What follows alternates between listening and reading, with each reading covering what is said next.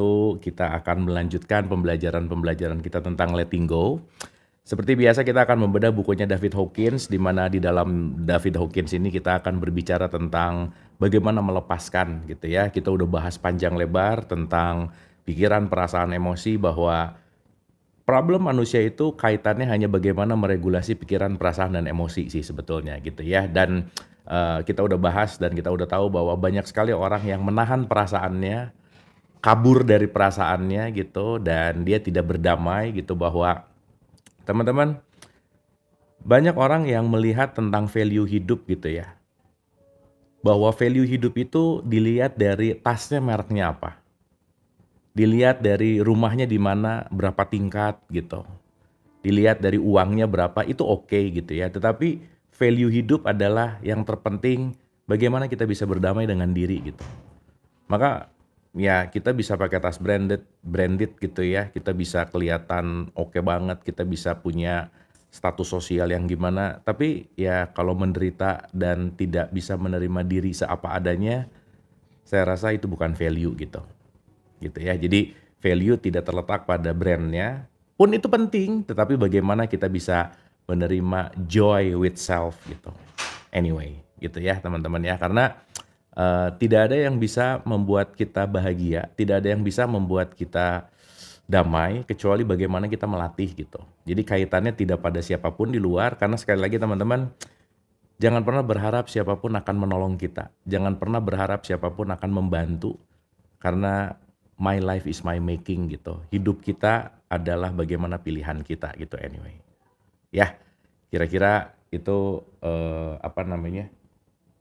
opening kita gitu ya. Dan saya rasa kita akan lanjut ya teman-teman ya. Oke, kita udah bahas bahwa Hawkins itu membuat skala skala peta kesadaran dari level paling rendah yang disebut dengan yang namanya grief ya. Kemarin kita udah bahas ya. Jadi saya sedikit ulang dulu dikit aja supaya nanti teman-teman, setidaknya teman-teman gini, banyak orang yang nggak tahu perasaannya sedang apa gitu. Ayo coba rasain deh. Kita tuh jarang banget untuk ngecek, aku tuh lagi ngerasain apa sih gitu. Kalau baterai handphone, jam 12 siang udah 2%, deg-degan pengen nyari charger. Tapi banyak orang yang nggak sadar bahwa dirinya baterainya lemah gitu. Jadi burn out, low bat gitu. Even dia nggak tahu lagi ngerasain apa, lagi butuh apa tuh nggak tahu gitu.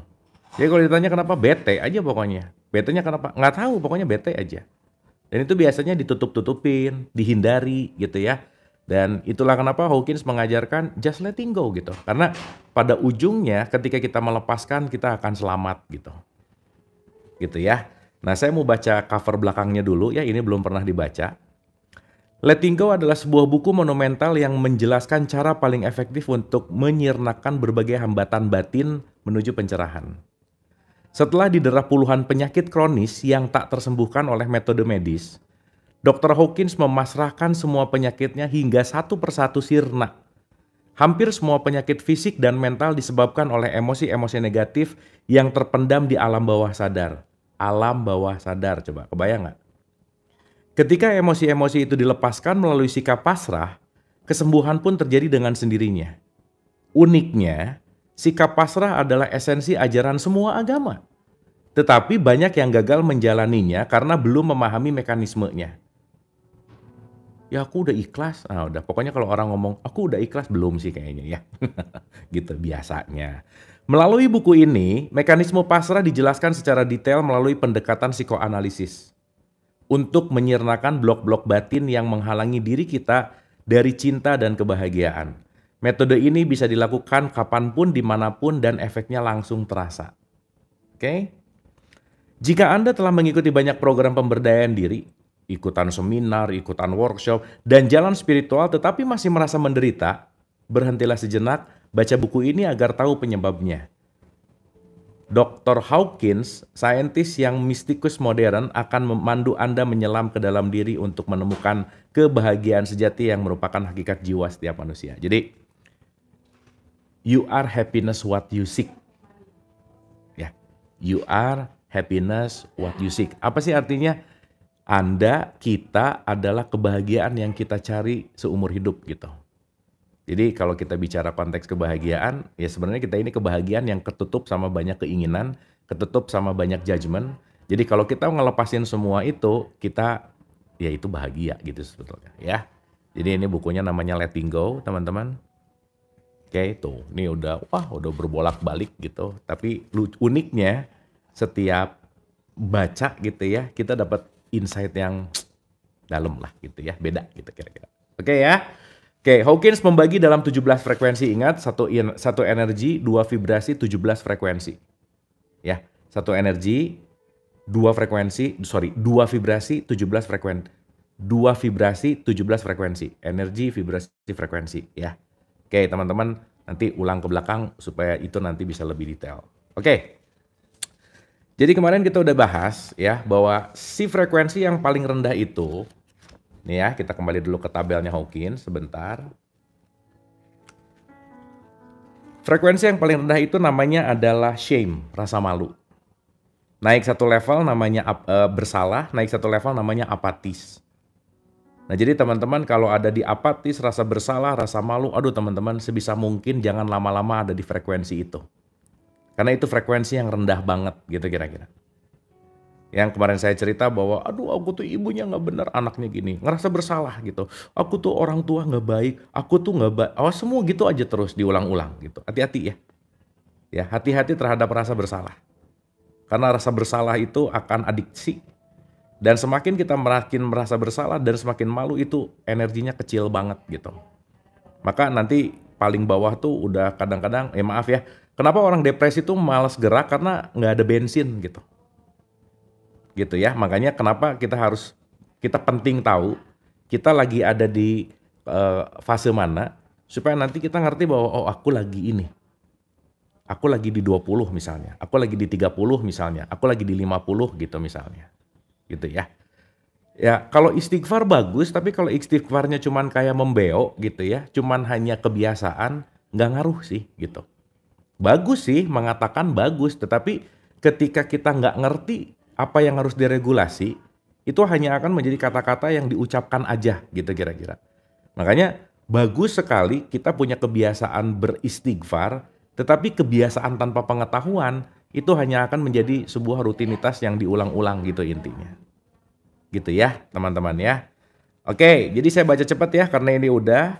Shame paling bawah, guilt, rasa bersalah, apatis berikutnya, duka cita, ketakutan, hasrat, amarah, kebanggaan, dan seterusnya gitu. Nah jadi teman-teman nanti boleh cek aja di Google gitu ya, tabel kesadaran Hawkins di situ pasti ada. Dan di feed saya juga udah saya posting sih. Jadi teman-teman bisa lihat gitu. Itu saya agak modifikasi postingan Hawkins itu saya kaitkan dengan perspektif sufi gitu. Jadi nanti teman-teman bisa tahu bahwa oh teman-teman mungkin pernah dengar dalam perspektif sufi itu ada 7 derajat jiwa. Level paling rendah namanya amarah, naik satu level namanya lawamah, naik satu level namanya mulhamah, naik satu level namanya mutmainah, rodiyah, mardiyah, kamilah gitu kira-kira. Jadi kalau dalam perspektif tasawuf itu ada 7 gitu ya. Nah 7 ini nanti teman-teman bakal tahu bahwa dalam Hawkins ada dibagi dari 17 gitu lah kira-kira. Anyway, ya sip ya. Jadi nanti seenggaknya oh kayaknya aku lagi ada di level ini deh. Aku harus gini. Kayaknya aku lagi ada di sini deh.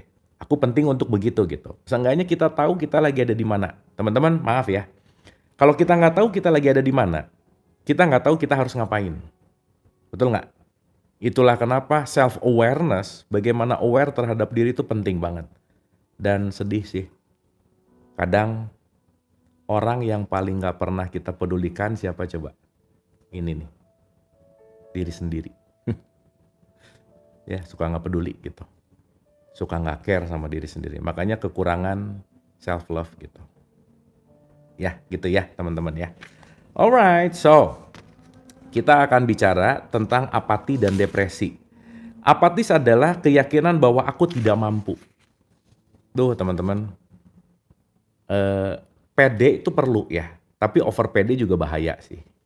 Anyway. Makanya hati-hati ketika kita merasa bahwa kayaknya nggak bisa deh.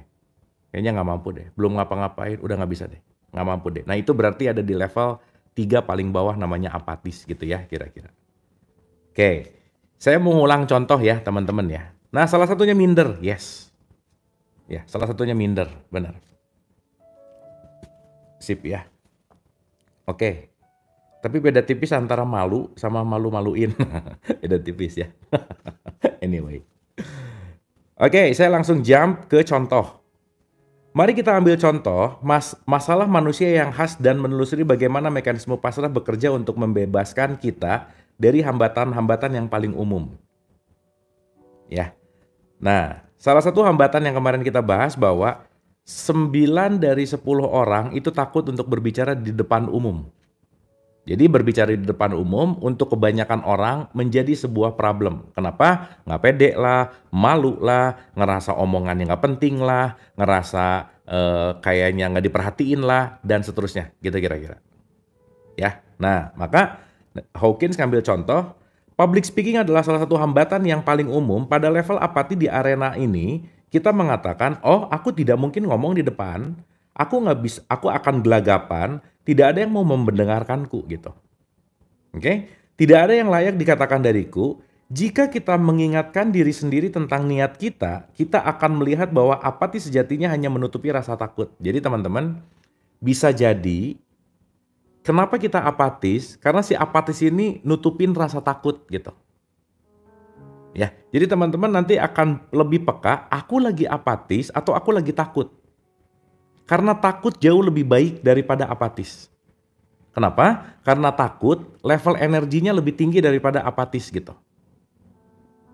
Gitu ya. Nah, jadi nanti disadari, aku tuh apatis atau takut ya gitu. Ya, itu ya, nanti disadari gitu. Oke. Pada level apati arena ini kita mengatakan, oh ya ini udah ya. Nah ini, jika kita mengingatkan diri sendiri tentang niat kita, kita akan melihat bahwa apati sejatinya hanya menutupi rasa takut. Sekarang, pikirkan tentang public speaking itu menakutkan bukan ketidakmungkinan. Beda antara nggak mungkin dan nggak bisa. Atau ini menakutkan dan ini nggak mungkin. Jadi kalau udah mulai mindsetnya, kayaknya aku nggak mungkin berubah deh. Atau kayaknya dia nggak mungkin berubah deh. Gitu misalnya ya. Itu beda tuh. Ya, itu dua hal yang berbeda teman-teman. Nah nanti beda juga, aku tuh nggak punya waktu, bukan nggak punya waktu, tidak melakukan sebuah apa namanya ya nggak diprioritasin aja sih gitu. Atau aku tuh nggak bisa maafin, bukan nggak bisa nggak mau gitu. Ya ini tipis-tipis teman-teman, tapi kadang-kadang nggak ngeh gitu, nggak peka gitu. Ya. Dan yang lucu ya kita tuh tahu bahwa tidak memaafkan itu bikin sakit hati dan nggak enak. Dan ngomong lagi, aku tuh harusnya maafin tapi aku nggak bisa, aneh gitu ya. Tahu harus maafin, tapi nggak mau coba. Tapi ya udah sih, itu kalau nggak dilatih emang PR banget sih. Saya pernah mengalami fase itu sih masalahnya gitu. Dan uniknya ketika mulai nyadar bahwa iya ya, yang rugi-rugi gue gitu ya, yang nggak enak juga saya gitu kira-kira. Iya ya gitu. Anyway, jadi sebenarnya teman-teman kita tuh tahu banget sih yang harus kita lakukan, yang perlu kita lakukan gitu. Cuman nggak mau dan selalu nyari validasi gitu. Dan yang menarik adalah nyari validasi untuk mengiyahkan apa yang aku mau. Jadi nyari yang ngomong yang cocok. Ah, ini cocok nih sama yang aku mau gitu lah kira-kira. Tapi itu bagaimana otak kita bekerja adalah bagaimana kenyamanan. Ingat ya teman-teman ya. Nomor satu kita dengerin siapapun bukan logiknya dulu. Nyaman atau enggak. Udah itu sikap otak kita. Ya, kalau udah nyaman, klik nyambung. Makanya maaf ya, frekuensi nggak bisa dipaksain, nggak bisa. Jadi jangan pernah memaksakan orang untuk nyaman sama kita, nggak bisa. Makanya jangan pernah ngejar, jangan pernah pengen dia berubah, cukup memantaskan diri gitu. Kalau frekuensinya udah pantas, itu akan terjadi secara otomatis by the way. Ya, oke. Asik nih. Sampai sini oke? Oke sampai sini? Wah tidur nih kayaknya orang-orang nih. Oh oke sip. Sip. Oke ya. Sip, lanjut ya teman-teman ya. Sorry saya agak cepat di sini karena ini udah ya, karena kita mau lanjut ke next phase gitu, fase ke berikutnya, fase berikutnya. Jika kita mengingatkan diri sendiri tentang niat kita akan melihat bahwa apati sejatinya hanya menutupi rasa takut. Sekarang pikirkan tentang public speaking itu menakutkan, bukan ketidakmungkinan. Oke? Ini menghasilkan titik cerah tertentu. Faktanya, bukanlah kita tidak bisa, melainkan kita takut. Teman-teman nanti rasain ya kalau ngomong gini, aku tuh nggak bisa. Coba rasain, nggak bisa atau takut. Dan ya, aduh, kalau udah kena apa ya? Kalau udah kena bukan dogma doktrin atau ya namanya pola asuh, pola pendidikan yang alana kamu bisa apa sih? Ah udahlah kamu bisa apa? Itu akan ke bawah bahwa kita akan memiliki mental bahwa kayaknya aku nggak bisa deh gitu.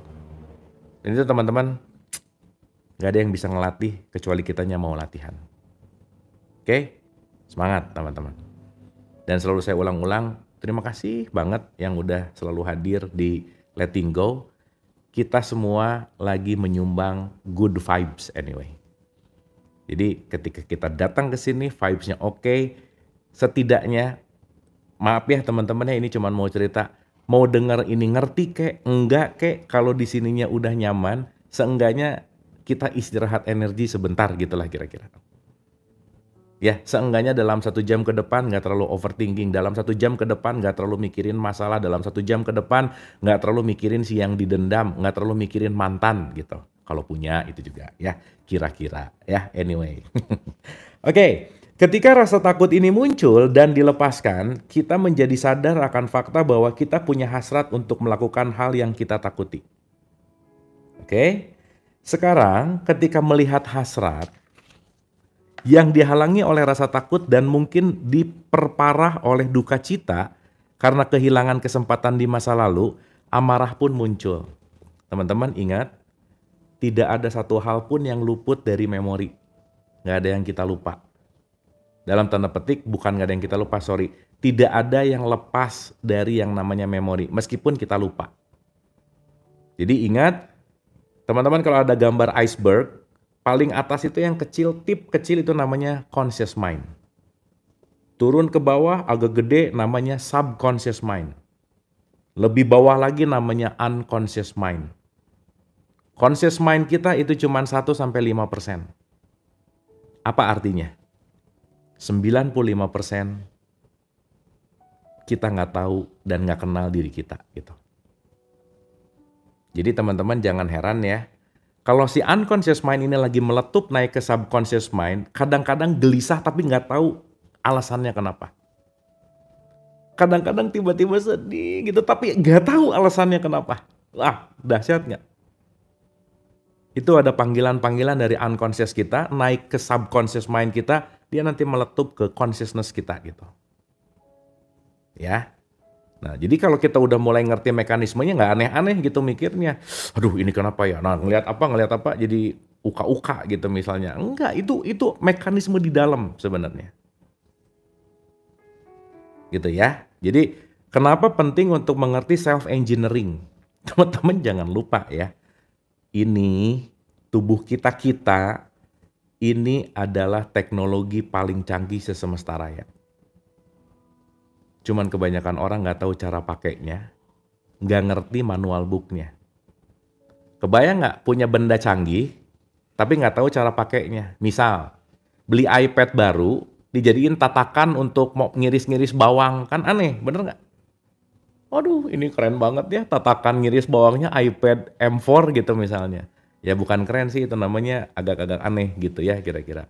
Jadi makanya jangan sampai ini si teknologi yang oke, tapi kita nggak ngerti cara makainya gitu kira-kira. Nah teman-teman kalau kita nggak ngerti cara makai diri kita, akhirnya kita jadi gambling. Jadi kayak mau kebetulan aja sih, gini enggak. Jadi trial error gitu. Karena kita nggak tahu nih gimana cara makai si teknologi ini gitu kira-kira. Ya teman-teman jangan lupa ini adalah teknologi yang paling canggih yang kita perlu terus-menerus gali gimana cara menggunakannya, manual booknya gitu. Anyway. Pada titik ini kita telah beralih dari apati ke duka cita, ke hasrat dan ke amarah. Jadi amarah much more better, lebih baik daripada apati. Kenapa? Karena amarah tuh mau gerak. Kalau apati tuh gini nih. Teman-teman pernah nggak sih mengalami masa ya? Saya pernah banget gitu. Kebayang nggak? Mau ngapa-ngapain, males banget. Nggak ada tenaga, nggak ada gairah. Ah, udah aja. Pokoknya teman setia hanya kasur gitu. Kebayang nggak? Dan saya rasa sekali lagi ya teman-teman, fase-fase apapun yang kita lewati adalah fase bagaimana kita sedang melakukan yang namanya pertumbuhan kesadaran gitu. Ya, makanya ya saya selalu ulang-ulang ya teman-teman ya. Maaf ya, karena ini pengalaman saya. Kalau kalian, saya nggak pernah mengalami masa suram, nggak akan belajar gini-ginian lah gitu. Gitu. Jadi yuk kita syukuri apa yang kita lalui, itulah tahapan jalan untuk kita belajar untuk seperti ini. Aduh pokoknya teman-teman jangan bosan saya ngomong ini, karena saya selalu mencintai quotes-nya Rumi, I love Rumi ya. Luka adalah tempat cahaya masuk. Kalau kita tidak pernah terluka, tidak akan ada cahaya yang masuk gitu. Jadi syukurilah luka, karena dengan luka itu kita ada pada tahapan sekarang. Dan ingat, pada akhirnya, kita semua akan berterima kasih kepada orang yang paling kita benci dalam hidup ini. Karena merekalah yang menghantarkan kita ke kelas ini. Jadi maafkanlah, terimalah, SSP, santai, senyum, dan pasrah.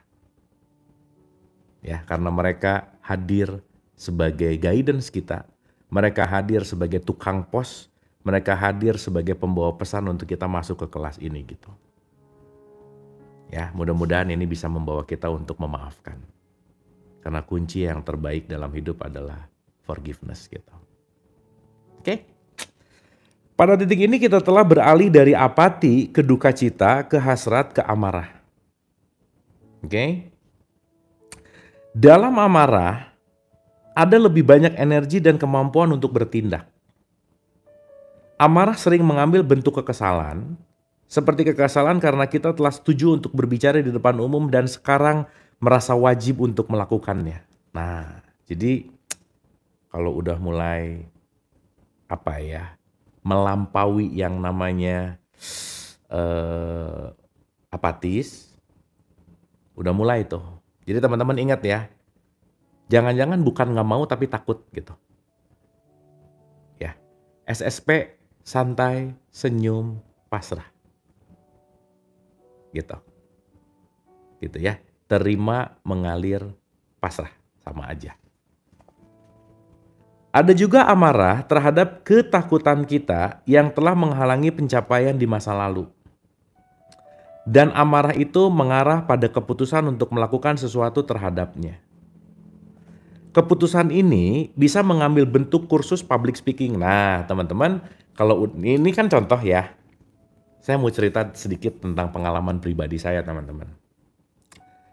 Dulu awal-awal ketika saya perform, itu saya takut banget untuk main sulap di depan orang.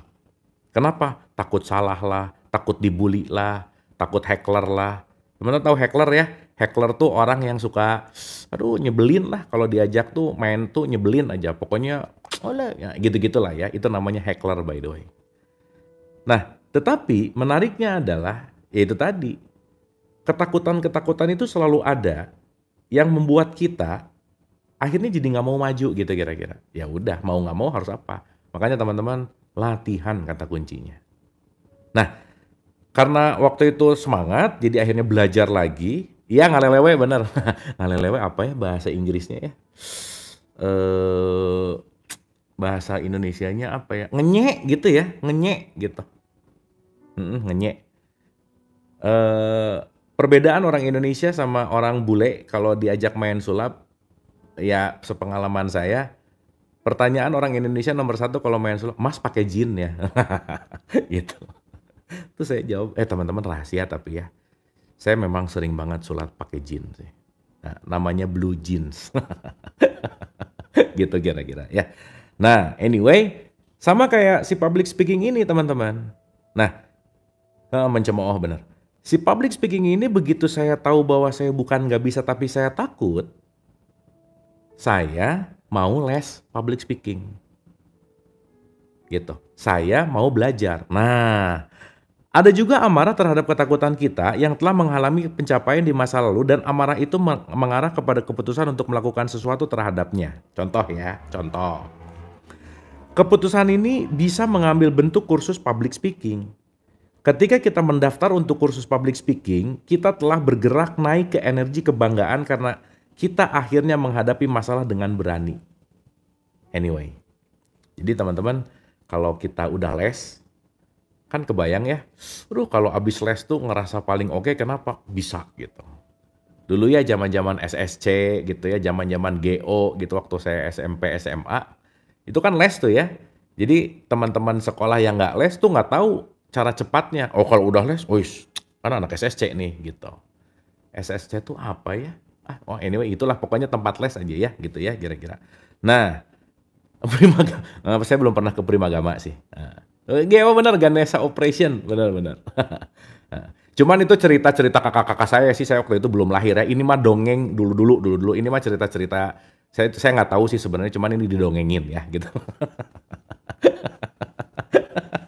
Keceplosan euy. Ya, oke. Nah, jadi kalau kalau saya belajar, saya les, saya ngerasa ada pride di situ. Kenapa? Karena begitu saya ada pride, saya lebih bisa dari mereka gitu. Saya lebih oke dari mereka. Gitu. Nah, pride itu jauh lebih better daripada apatis. Jadi teman-teman, di case ini maaf ya, mending sombong daripada apatis. Ya, jadi kalau punya atau ngelihat orang sombong, nggak apa-apa. Daripada dia apatis, mending sombong gitu. Ya, kira-kira gitu ya. Cuman ya jangan berhenti di sombong, karena abis apatis atau abis pride itu juga nggak bagus gitu ya. Nanti naik ke courage. Jadi antara sombong dan semangat dua tipis banget. Tipis banget. Nah nanti si courage atau semangat itu yang titik aman gitu teman-teman. Ya, jadi keinginan dan sombong itu tipis banget. Makanya banyak keinginan lebih bagus daripada apatis. Gitu ya, kira-kira ya. Oke, awas nih jangan salah ngerti ya, bukan berarti sombong bagus, bukan. Kalau dibandingin dengan apatis, mending sombong gitu. Oke, sampai sini? Dapat ya? Sip, mantap. Oke, mudah-mudahan dapat ya. Karena ini lagi berbicara tentang apa? Energinya. Gitu ya. Apatis tuh ngerasa nggak bisa, ngerasa nggak mampu, ngerasa aku mah apa tuh gitu.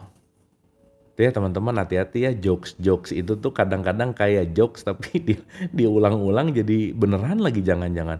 Alah aku mah apa tuh, aku kan kayak remahan rengginang gitu misalnya ya. Misal. Ya sih, tapi ya udahlah. Tapi poin pentingnya lebih baik ada di level pride, sombong daripada apatis gitu. Kenapa? Karena pride satu levelnya nanti bisa naik ke courage bisa naik ke acceptance. Acceptance nanti bisa naik ke level yang lebih tinggi gitu. Anyway. Ya. Ketika kita mendaftar untuk kursus public speaking, kita telah bergerak naik ke energi kebanggaan karena pada akhirnya menghadapi masalah dengan berani.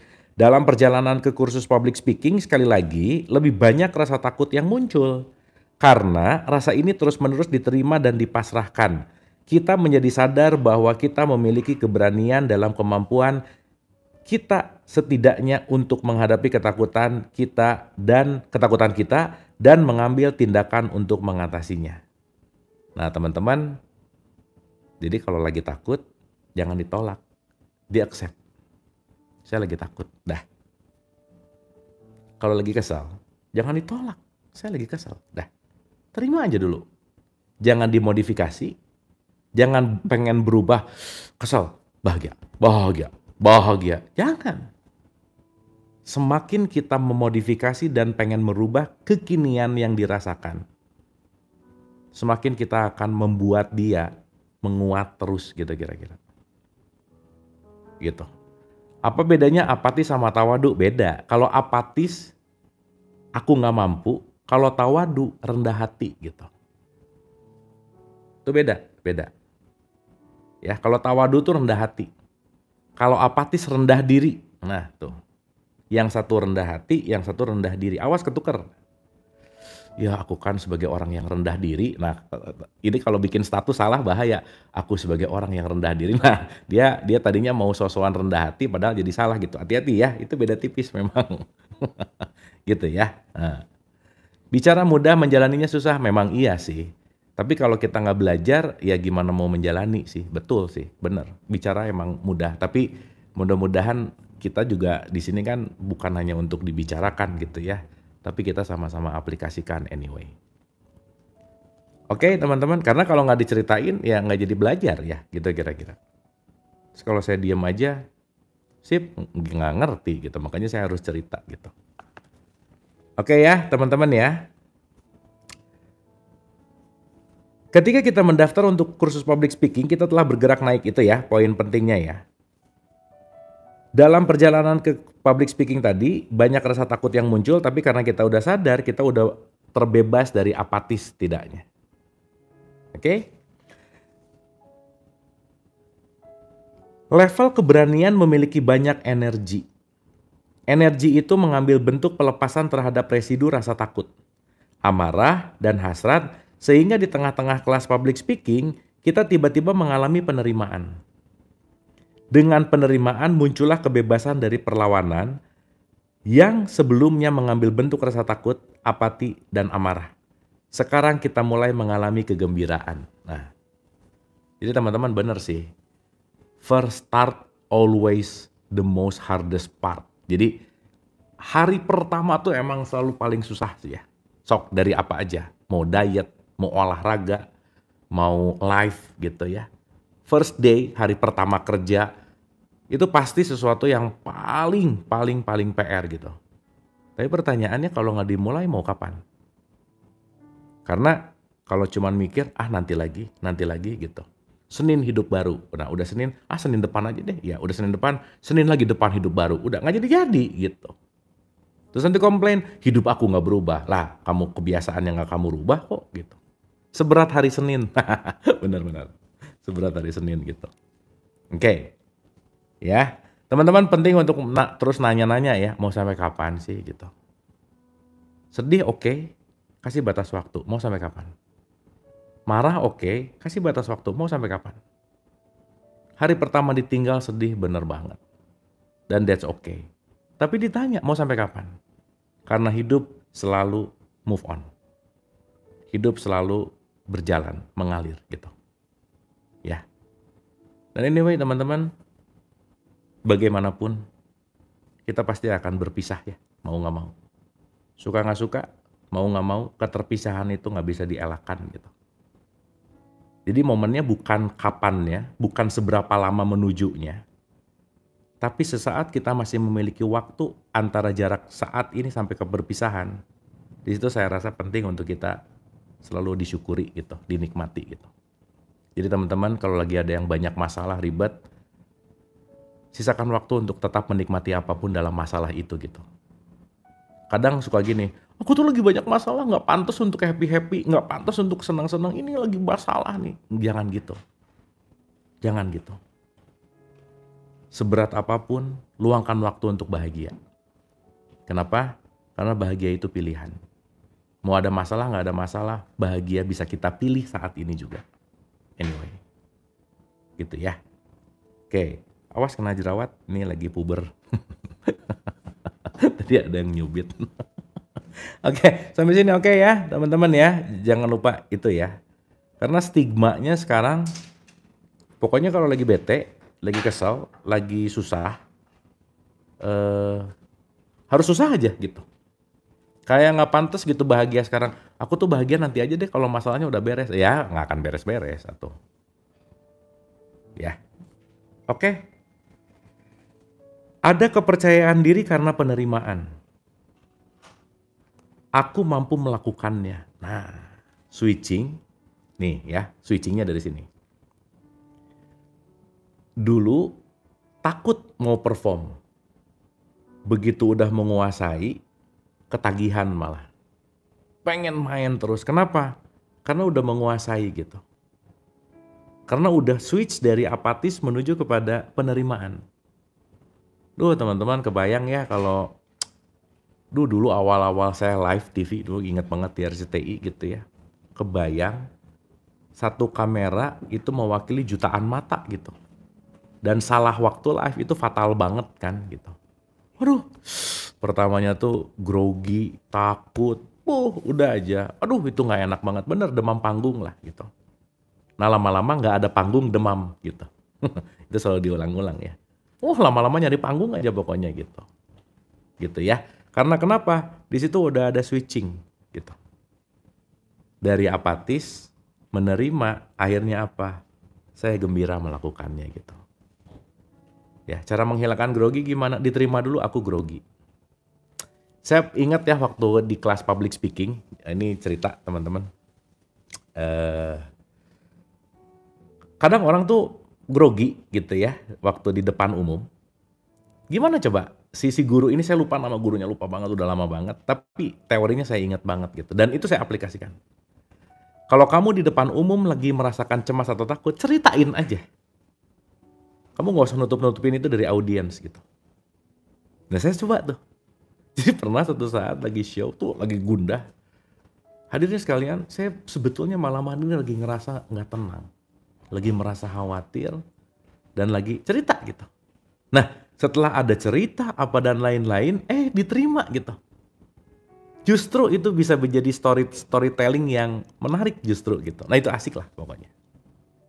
Anyway, teman-teman disarankan belajar public speaking ya. Karena sehebat dan sepinter apapun kita, kalau kita nggak bisa mendelivery dengan oke, orang lain nggak ngerti gitu. Itu penting. Ya, belajar bagaimana cara mengemukakan pendapat, ide.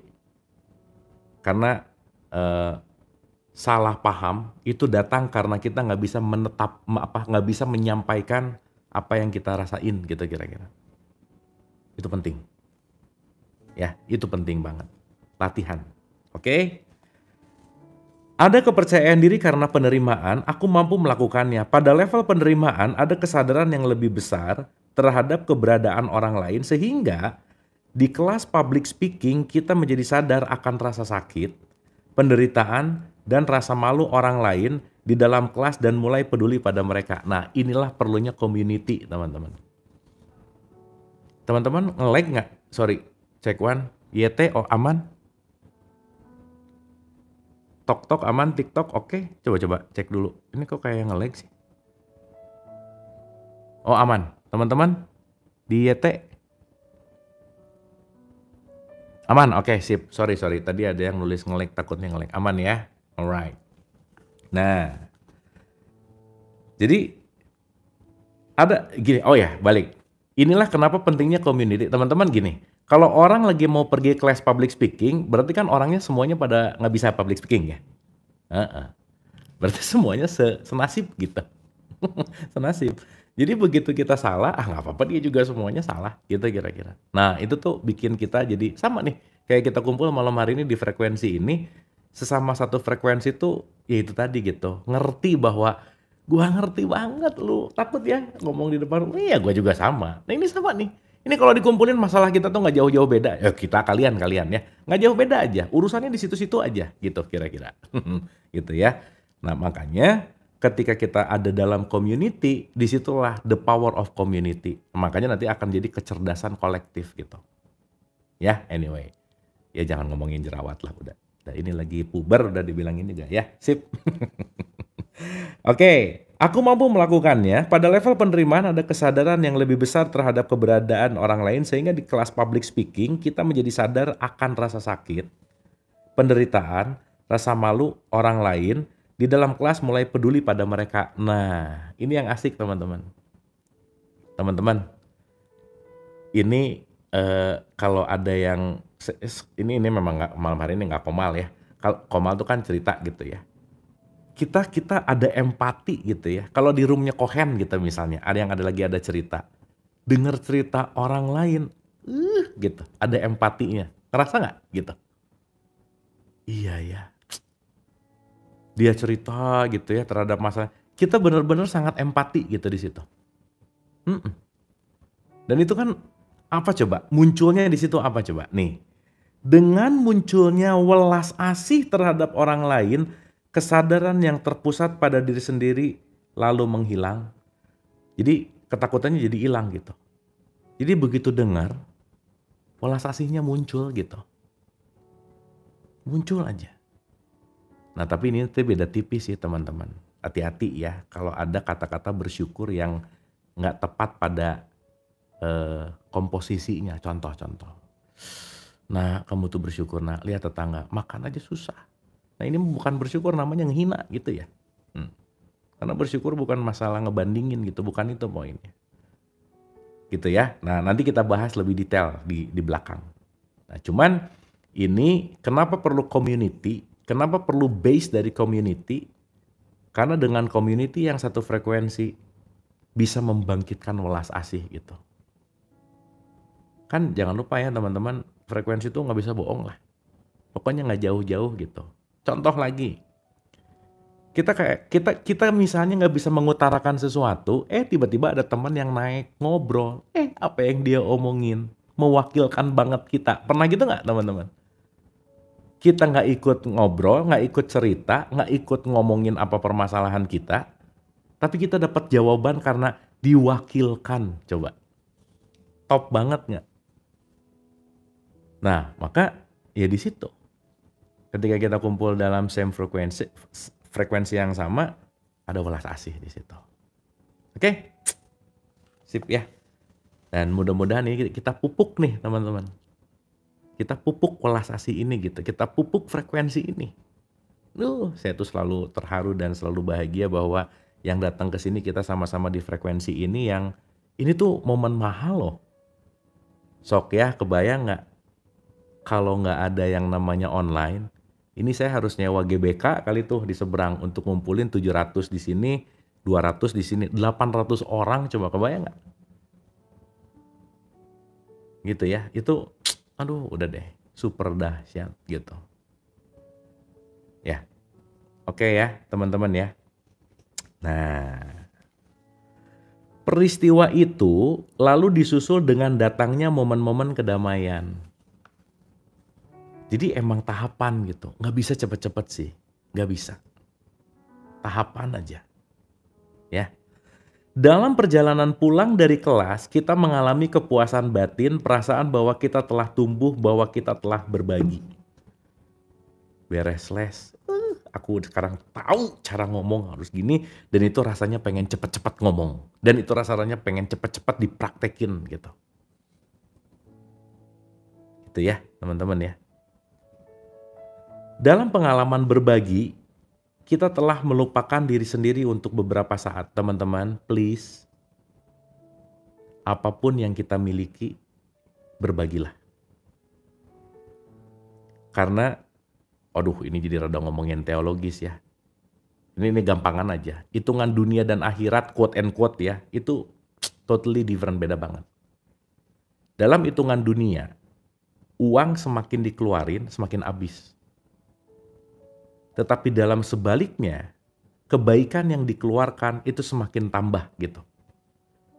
Teman-teman, sesuatu yang diajarkan akan membuat kita memahami dan menguasai ribuan kali lipat. Makanya saya pernah dikasih tahu sama guru saya, kalau kamu pengen mahir, ajarin. Kalau kamu pengen mahir, ajarin. Punya satu, ajarin.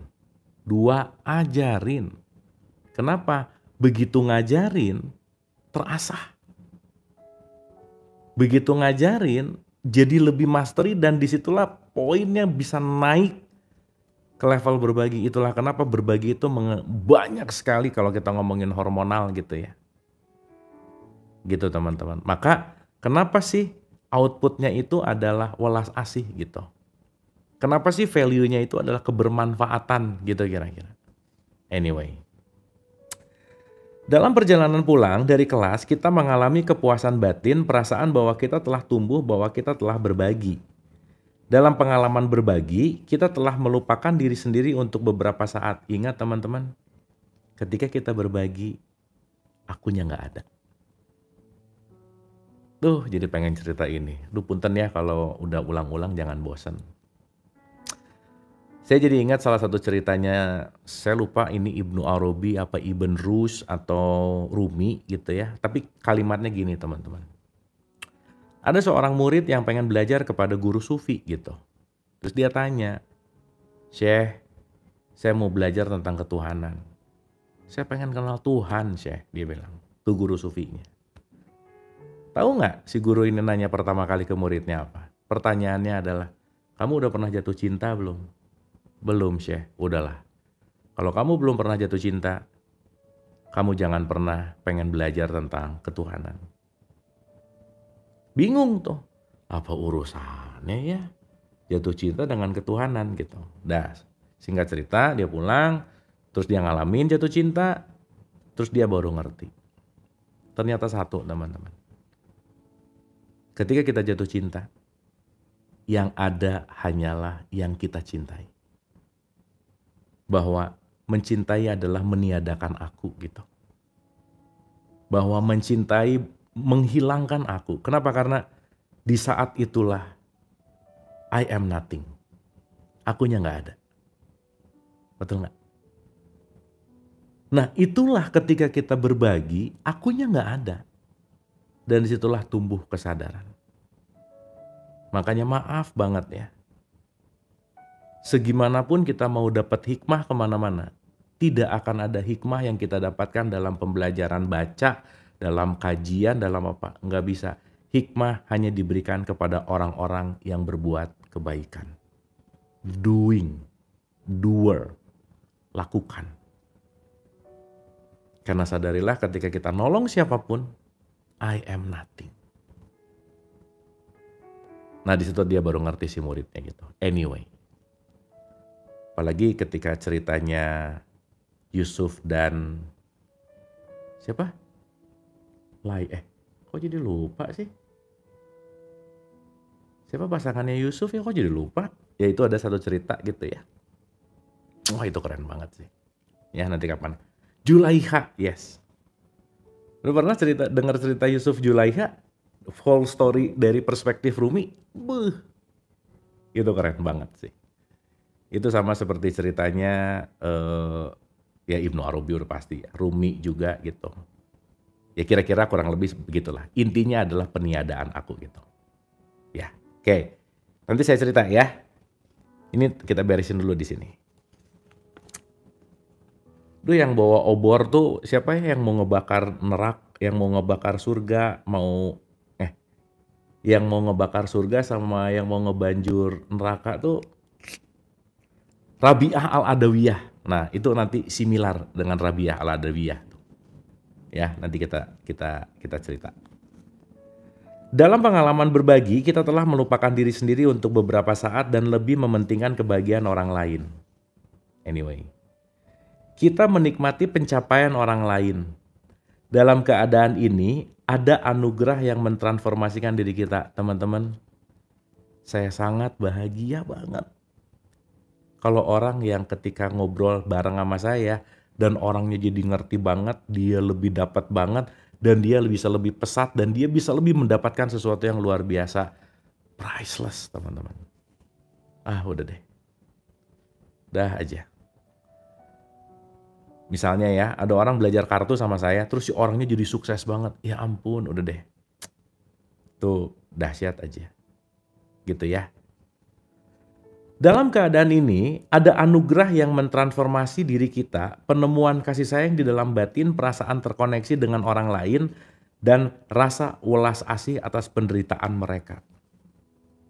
Jadi hati-hatilah kalau kita punya SMOS, itu namanya dengki. Senang melihat orang susah, susah melihat orang senang. Udah aja. Dah, kalau masih ada rasa-rasa itu, coba dilatih. Ya, kadang tetangga beli kompor yang panas, gua gitu. Waduh, ini beli kompor baru nih.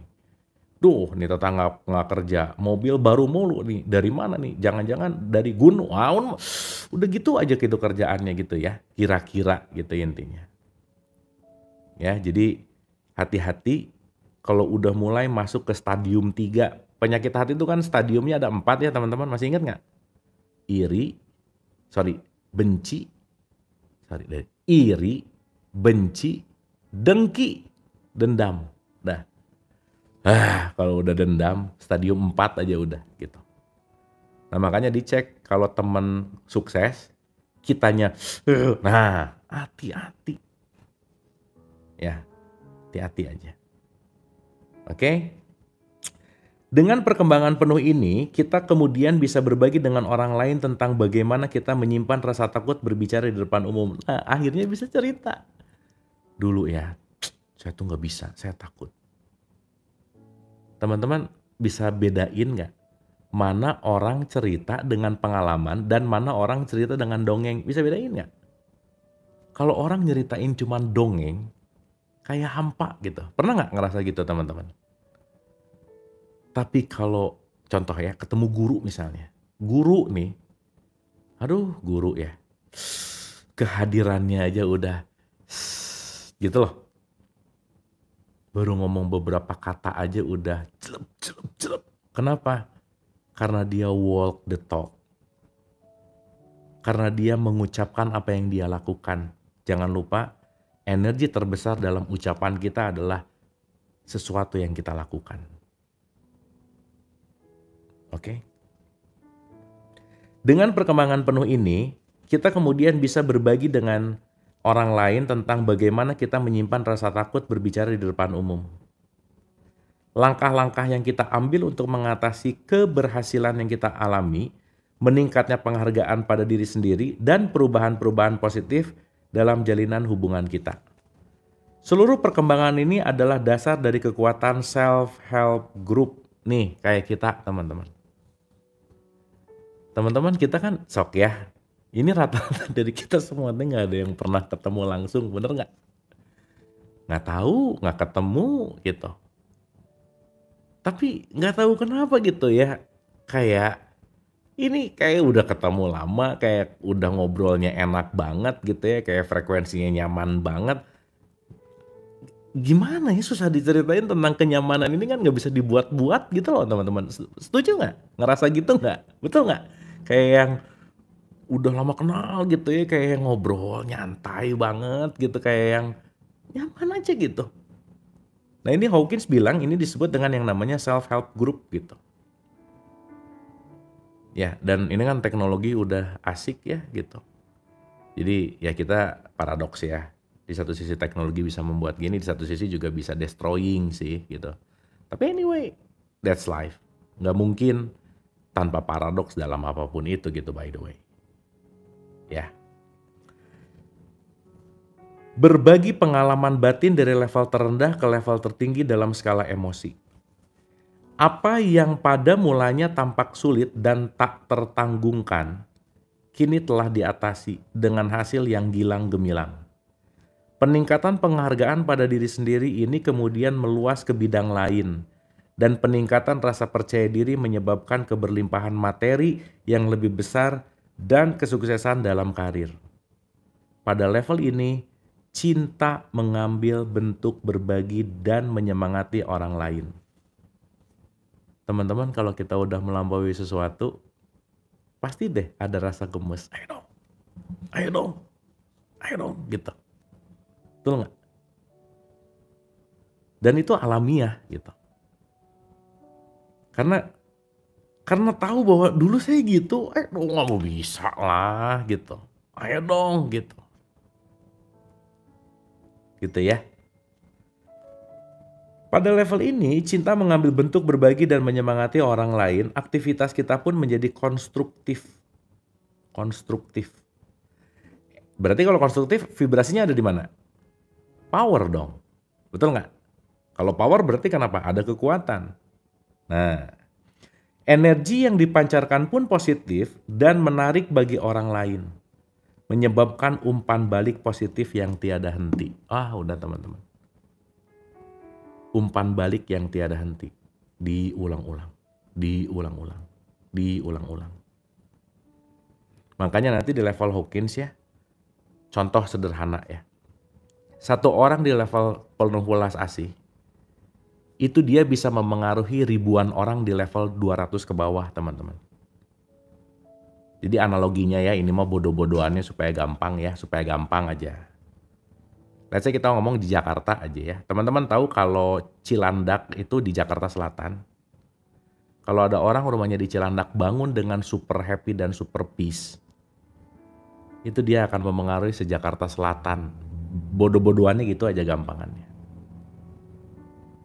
Jadi penting banget untuk kita memvibrate. Itu penting. Nah, yang kemarin cerita, itulah tugas ibu sebagai mitokondria rumah.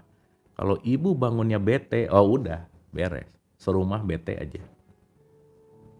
Misalnya, contoh. Ya, karena kenapa? Semuanya vibrate. Gitu. Semuanya ada gelombang. Gitu. So, itulah kembali kepada Tesla bahwa energi, vibrasi, frekuensi, nggak bisa lepas. Anyway. Alat ngukurnya Hawkins tuh ada juga sih. Saya lupa namanya, tapi kalau Lipton pernah ngukur juga, Joe Dispenza pernah ngukur juga. Mungkin boleh dicek energi meternya Joe Dispenza atau Lipton, itu nanti ada di situ. Anyway, cara ngukurnya sederhana gini deh. Yang udah punya anak ya, si anaknya senyum tapi hatinya nggak enak, ibunya tahu gitu. Gitu. Nah, jadi ngerti gitu. Oh, ini si kakak misalnya senyum tapi nggak enak ya rasanya gitu misalnya. Ya, anyway. Nah, nanti semakin kita latihan makin peka pasti.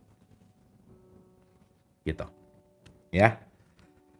Pada level ini, cinta mengambil untuk berbagi dan menyemangati orang lain. Aktivitas kita pun menjadi konstruktif, energi yang dipancarkan pun positif dan menarik bagi orang lain. Menyebabkan umpan balik positif yang tiada henti. Begitu kita mengalami perkembangan ini dalam skala emosi, di satu area tertentu, kita sekarang mulai menyadari bahwa itu bisa dilakukan di area-area yang lain yang penuh batasan dalam hidup kita.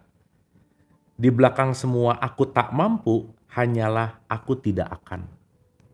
Jadi teman-teman, aku nggak mampu deh, berarti nggak akan aja.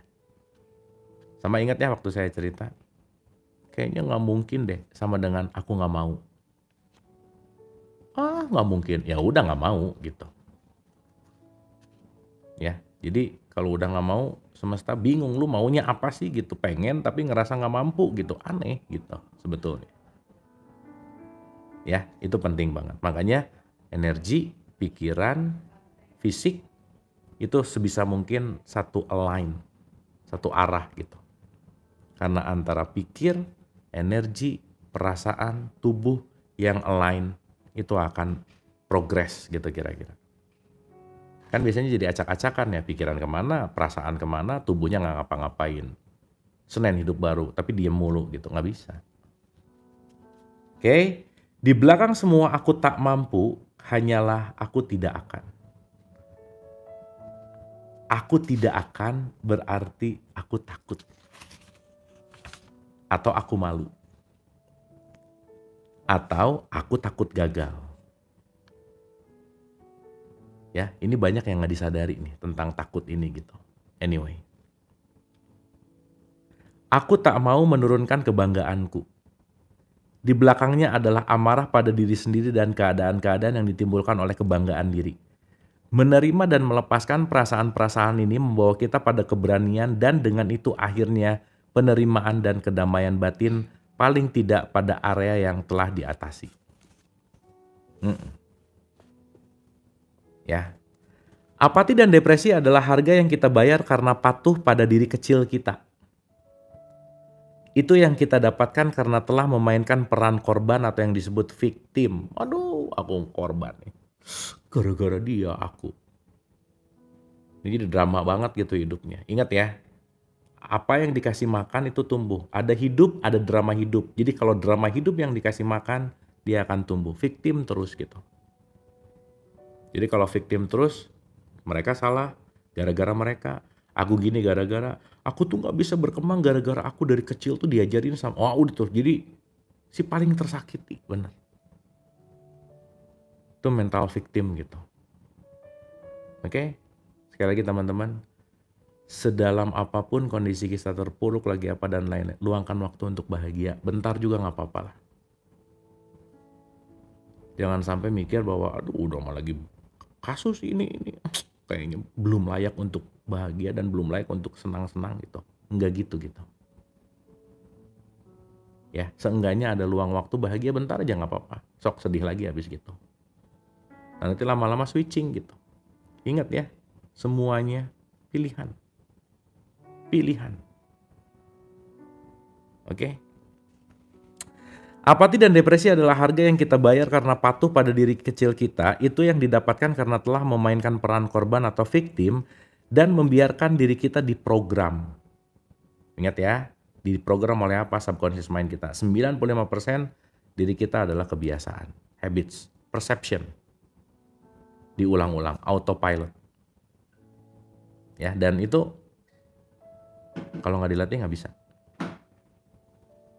Jadi kalau bahasanya Joe Dispenza, body become mind. Tubuh yang menguasai diri kita gitu. Nggak pengen sih melakukan itu, tapi ini kayak otomatis gitu. Kalau kata dokter Rama kemarin yang terjadi pada judi online sih. Tahu ini nggak pengen, tapi gini aja misalnya gitu.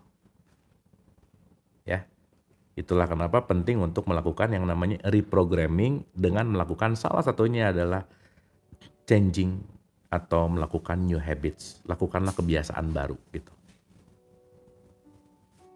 Biar manual, satu contoh sederhana adalah masuklah ke pause moment. Contoh. Kita udah terbiasa rata-rata ngomong dulu baru mikir. Coba sekarang latihan mau ngapa-ngapain diam dulu gitu. Pause dulu aja. Pause dulu aja. Pause dulu aja gitu. Sehingga kalau kita bicara dalam konteks pause dulu, ya di situ kita punya momen untuk memilih gitu. Enggak make program lama gitulah kira-kira. Karena antara program lama dan program yang akan kita pilih itu tergantung dari bagaimana kita melepaskan dari yang namanya kebiasaan gitu, by the way.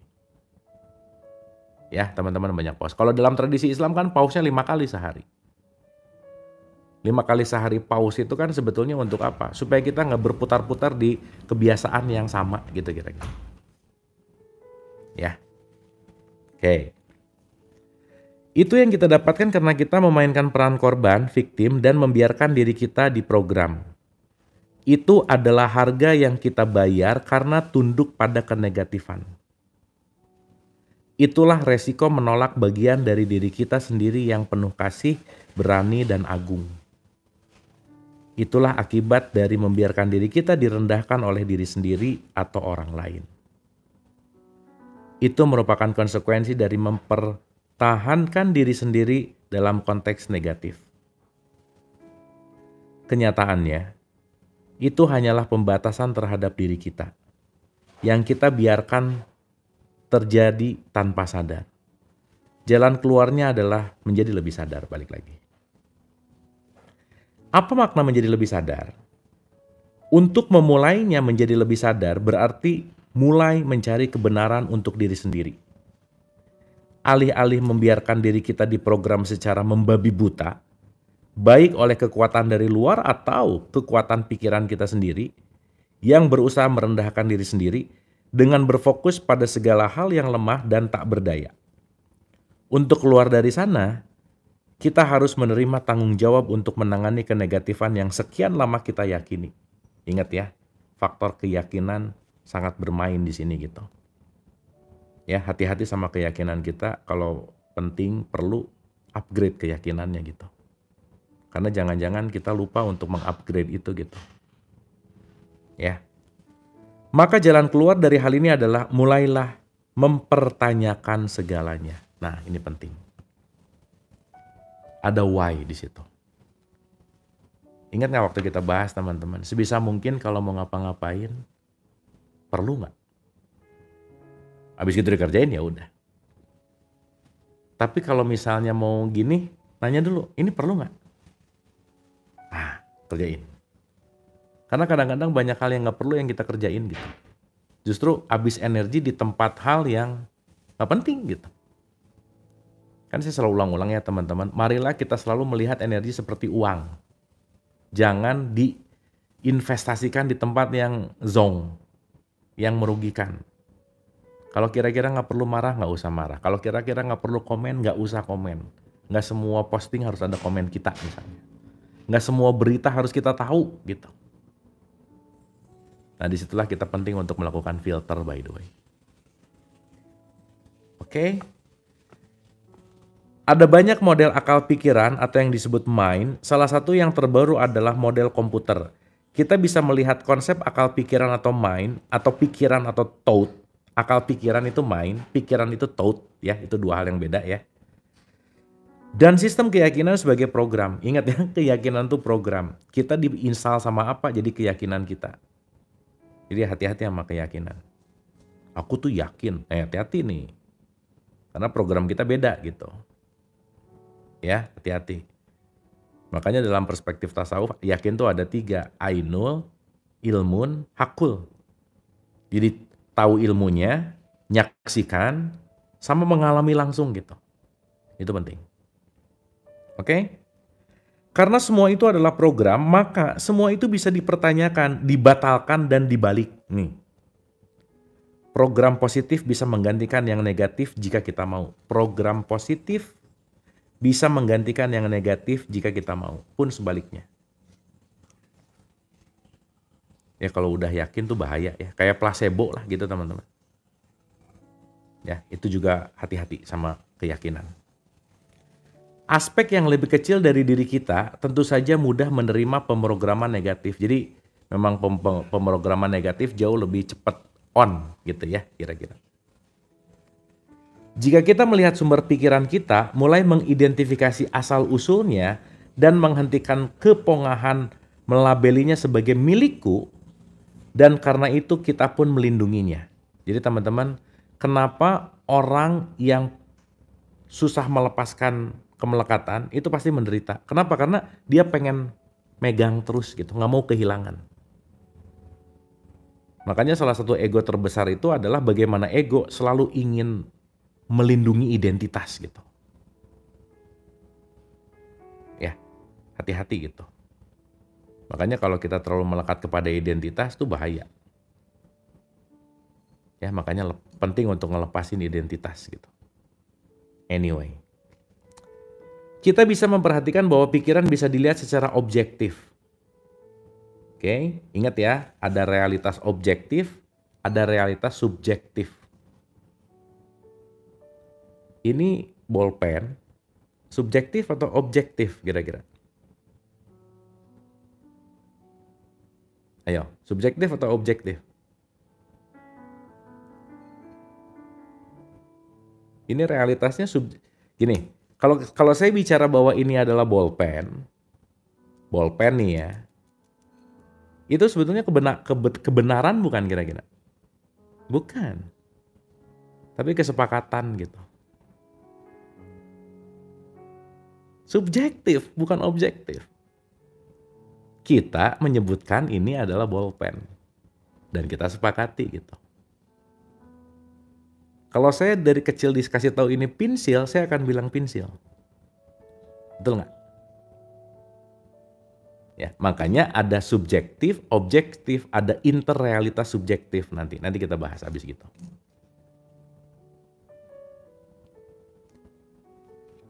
Ini warna apa teman-teman? Ini warna apa nih? Merah kan? Subjektif objektif nih? Subjektif. Karena kita orang Indonesia manggilnya merah. Tapi orang Inggris manggilnya red gitu. Dan ini sudah menjadi kolektif bahwa ini merah. Sekarang saya tanya, kalau saya sebut ini warna kuning, bisa berantem nggak kita? Bisa. Yang ini ya maksudnya ya. Tapi kalau dari kecil saya dikasih tahu ini warna kuning, saya akan nyebut ini kuning. Oke? Dan yang kita lihat semuanya subjektif. Kita ngomong ini Queen of Heart. Ini tuh bisa ngomong Queen hati, Queen of Heart, Queen apa macam-macam lah gitu dengan bahasanya masing-masing. Nah maka kalau kita mulai ngelihat dari objektifnya, nggak akan banyak berantem nanti. Ya, nanti kita bahas ya. Apa itu realitas objektif dan apa realitas subjektif. Yang satu apa adanya, objektif. Yang subjektif apa akunya. Maka kita selalu pakai kacamata konsep. Sesuai dengan apa? Sesuai dengan apa yang kita tahu dengan kacamata kita. Makanya teman-teman, mending jangan ngerasa benar. Kenapa? Benar menurut siapa? Menurut kacamata aku. Menurut kacamata dia belum tentu loh. Sip ya? Makanya sekali lagi, kata kunci dari semuanya adalah stay humble. Rendah hati tadi gitu. Ingat ya, bukan rendah diri gitu. Oke? Sip ya, terakhir ya. Jadi saya ulang dulu sampai sini. Jika kita melihat sumber pikiran kita mulai mengidentifikasi asal-usulnya dan menghentikan kepongahan melabelinya dengan milikku, dan karena itu kita pun melindunginya, kita bisa memperhatikan bahwa pikiran bisa dilihat secara objektif.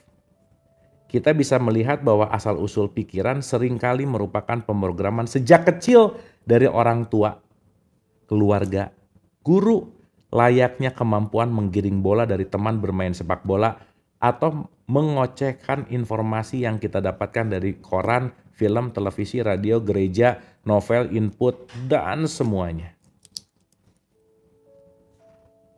Diberitain 1 juta orang berkumpul, percaya lagi cuman ngelihat dari status sosial media. Realitasnya mungkin cuma 3 orang diberitain 1 juta yang kumpul gitu kira-kira. So teman-teman, nanti kita ngerti bahwa kita hidup di dalam dunia yang sangat super duper ilusi gitu. Anyway. Oke? Sip ya teman-teman ya. Mudah-mudahan ada something yang bisa kita ambil dari 21 ini. Ini bakal makin seru nih. Cuman mungkin akan agak dikit ngejelimet, nggak apa-apa ya. Karena sekali lagi si Letting Go ini saya agak sedikit racik dengan versi saya gitu. Dan teman-teman silakan juga kunyah sendiri dengan racikannya masing-masing gitu. Tapi intinya adalah bagaimana kita terus mau menggali dan meniti ke dalam diri kita. Teman-teman terima kasih.